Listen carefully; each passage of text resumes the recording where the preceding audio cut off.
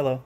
This is just a short response in defense of structuralism as the second part of our debate project.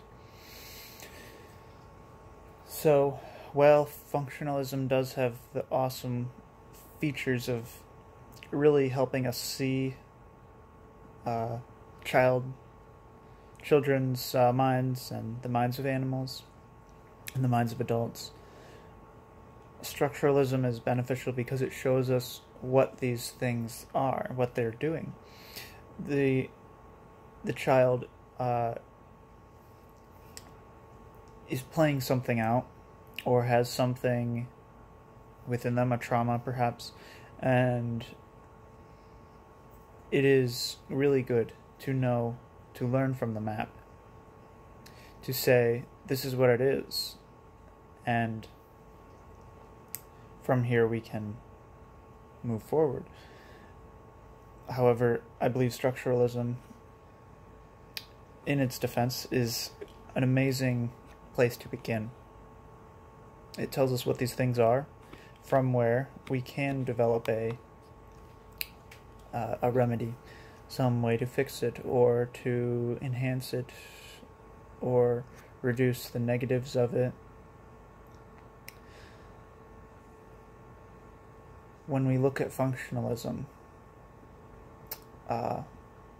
it's very, very practical, and structuralism is more theoretical in that it can be subjective because it is based on introspection. But once we actually get to the core, we ask enough people, they introspect and find the same answers. Or we just pound away at the question, we can find an objective answer. We can find maps used to differ back before, we were particularly good at communicating with each other. And so regions would look different based on who drew the map. But it is possible to have an objective map to say, this is, when you get to this part of the world, this is what the land is going to look like, these are the features, unless some natural disaster occurred recently. You are not going to see any difference in the way that this map is drawn.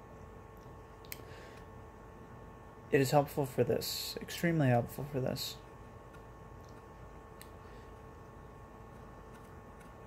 When we know that the way that the roads are, it's possible to transverse them very fluently.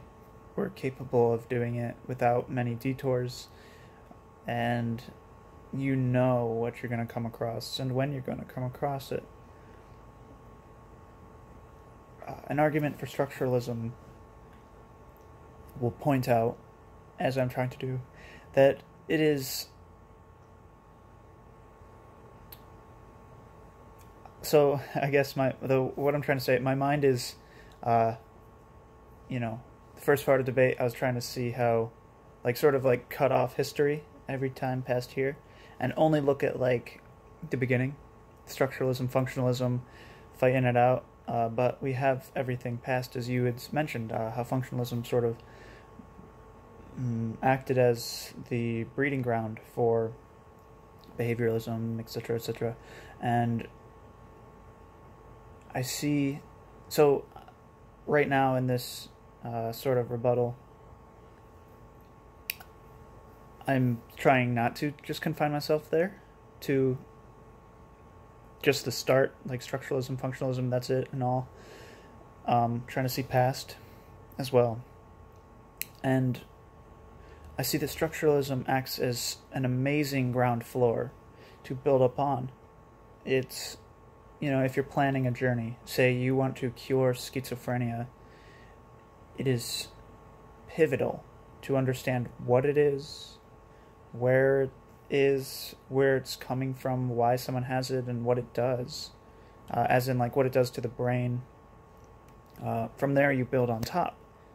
You say, what is its function? What are all these things it does to the brain? It makes you hallucinate, blah, yada yada. How does that in turn how does it really like what are the things which then the schizophrenic experiences based on the way that they are. From then you can build up and up and up and learn more and more and really sort this thing out. For the sake of this rebuttal, I will state structuralism is the supreme ground floor to begin on.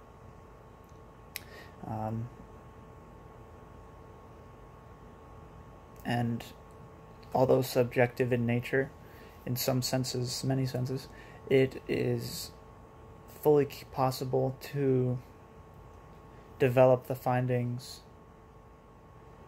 into objective findings, which is the requirement, the prerequisite to being a science. Psychology as a science is something that we wanted, needed, and we have now. I would like to thank Structuralism and Functionalism for helping us achieve that. Thank you.